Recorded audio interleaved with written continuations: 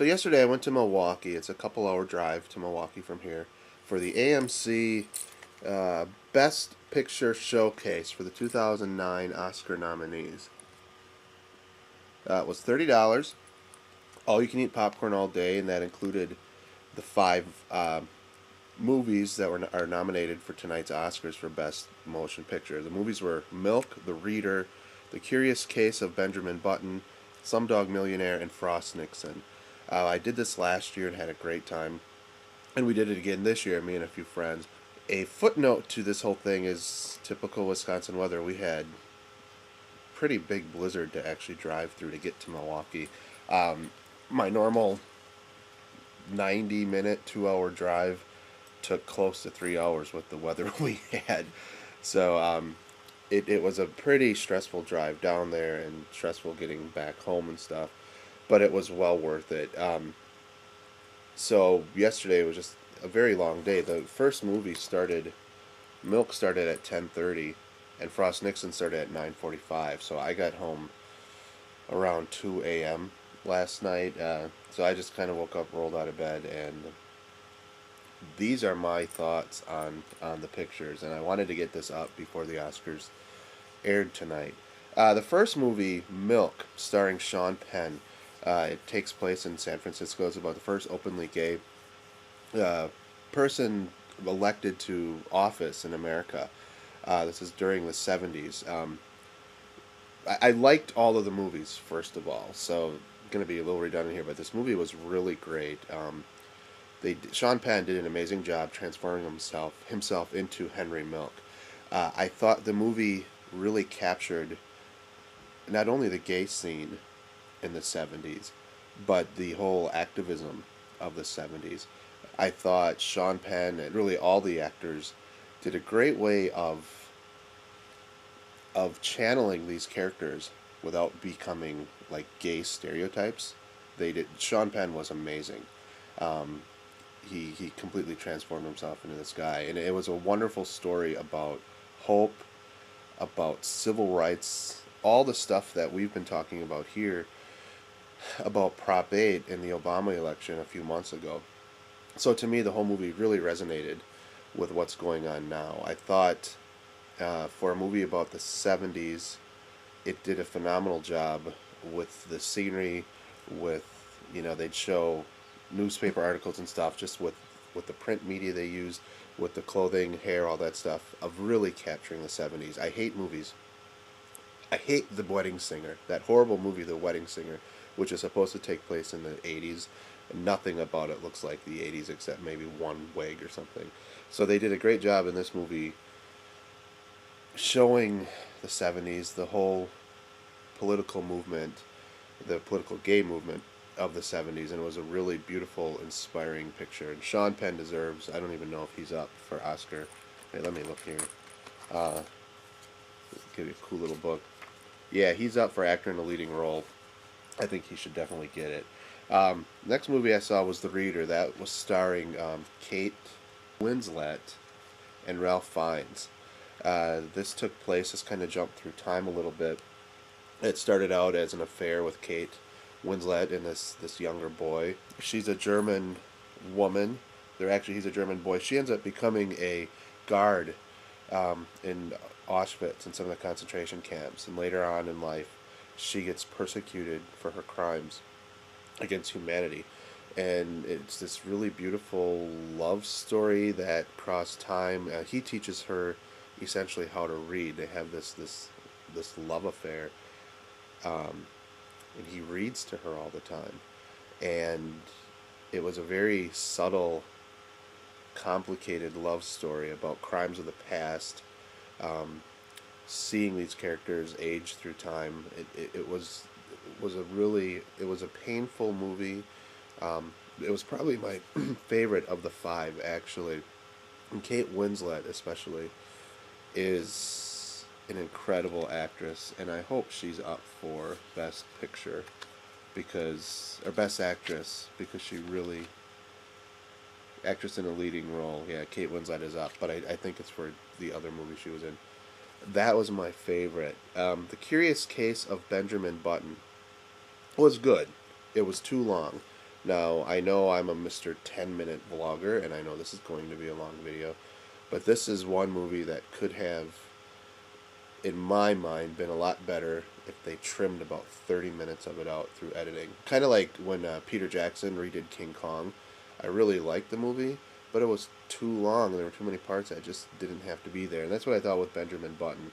I thought there were a few plot holes about his reverse aging process. I mean, it's a leap of faith to begin with.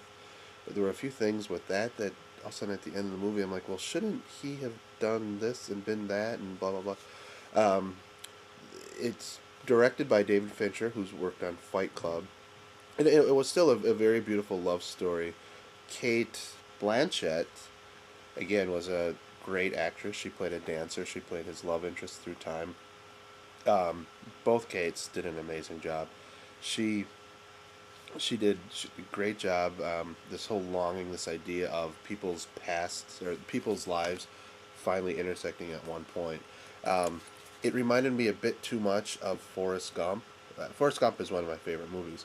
Um, the fact that it took place in the South, kind of in New Orleans, just only added to that similarity. And although there were some beautiful special effects shots, like on the ocean, on the coast, scenery, sunsets, things like that, it seemed too jarring. It almost seemed a step removed from like the special effects and the quality they started using in that movie 300, where it becomes very painterly. I have no problem with that style, with kind of a stylized special effects quality. I think that really adds to a movie. But this, it was jarring because you'd have these stylized CG backgrounds and effects, things like that, and then you'd have a lot of non-CG stuff. So the stylization seemed a little inconsistent to me. It was still a good movie. I don't think Brad Pitt is the best actor in the world. Um, it was still a good movie. I still enjoyed it, but I think it was the weakest of of the five, possibly because it was very much spoon fed to you. The entire movie was spoon fed. And there were parts where they just explained about people's lives intersecting and all this stuff, and wasn't necessary. Okay, the next movie we saw after a break for dinner was Slumdog Millionaire. Right before that movie, I have to add, uh, we were at a mall, actually, the Mayfair Mall in Wisconsin, or in Milwaukee. Uh, the people I was with, we all split up and got different food at the cafe court. And one of the people we were with bumped into David Gokey from American Idol. He's the dude from Wisconsin, from Milwaukee, who lost his wife a few months ago. He's an amazing singer. He was just on Wednesday night. He bumped into David Gokey at Cinnabon, who's home for 2 weeks to film some stuff for American Idol and the way they're shooting it. So that was a cool little celebrity sighting. Then we're off to Slumdog Millionaire, which was the only movie I've actually seen before this thing of the Oscar nominees. That's a great movie. It's a very different movie because it's based in India. It's a very different type of storytelling. It's a very non-linear storytelling. And with being a fan of Lost, which does that type of storytelling all the time, it was really cool to see about 3 or 4 different timelines all happening at the same time. I really enjoyed it. There were parts of it that were very hard to watch, with some of the hardships, some of the violence. Um, there's also some nice subtle humor at times, uh, but there was a lot of corruption. But in the end, the love story to that one overcame everything, and that was, in the end, you think it's a feel good movie, and that was my feeling walking away from the movie last night too. Feel good movie of the night, and yet watching it for the second time, you realize how much of it is hard to watch. Uh, out of There were really three romances: The Reader, Curious Case of Benjamin Button, and Slumdog Millionaire. So it was neat to see three different, very uniquely different takes on people's fates, kind of being meant to be together. The last movie I saw was Frost Nixon. This was a Ron Howard movie, and it recreated the time when David Frost interviewed Nixon and basically got a confession out of Nixon for some of his criminal activity. I went into this thinking, how can this be an exciting movie? Maybe because it was so different from the rest, but it was really well done. The actor who played Nixon, it was the first time I've seen somebody or somebody do Nixon without it being a rich little caricature. Uh, they again captured the '70s just really well, that whole time frame, and it was a really interesting, good movie considering the topic, and it makes me kind of want to relook that part of history a little bit more. So I don't think that will be an Oscar or Best Picture, but it was definitely worth it.